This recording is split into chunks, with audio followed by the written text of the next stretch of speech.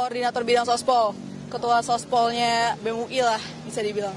Kira-kira tuntutan apa sih Mbak yang sangat-sangat mendesak untuk saat ini yang sangat digaungkan sekali oleh teman-teman BEM UI? Kalau dari BEM UI sendiri adalah Prabowo itu harus memberhentikan pemusatan kekuasaannya gitu loh, dan juga menghentikan TKD yang dia buat, dan juga harus memberi otonomi daerah seluas-luasnya.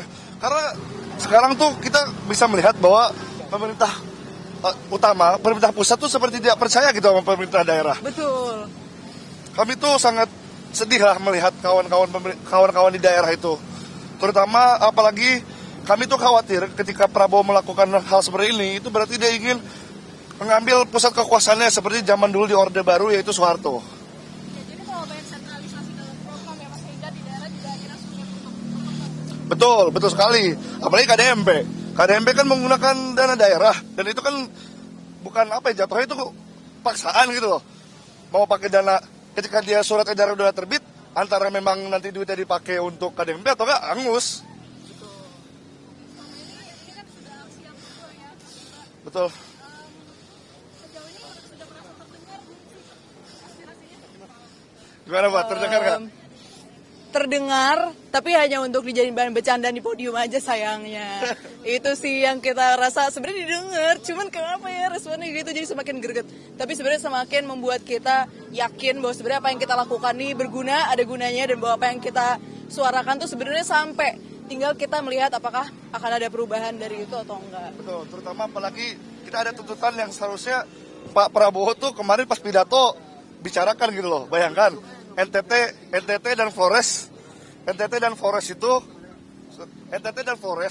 itu kan sekarang sedang bencana ya.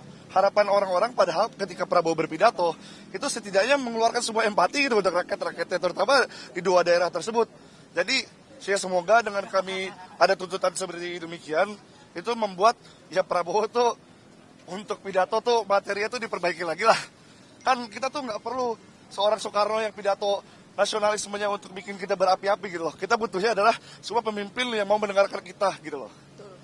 Mas Mbak, terkait dengan lokasi ini kan sudah percobaan kedua di Bundaran HI, tapi nampaknya masih terus ditinggal ya. Ada perkembangan lokasi baru atau masih akan tetap di lokasi yang sama nanti kalau misalnya ada aspirasi? Kami akan terus datang dan berlipat ganda sampai kita bisa merebut kembali Bundaran HI.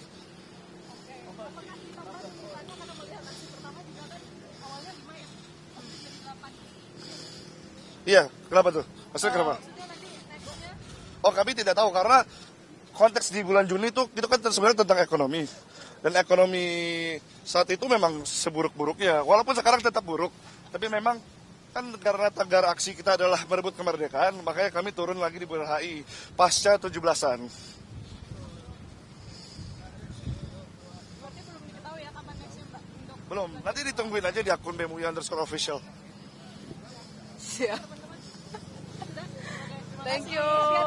Iya, thank you. Thank you.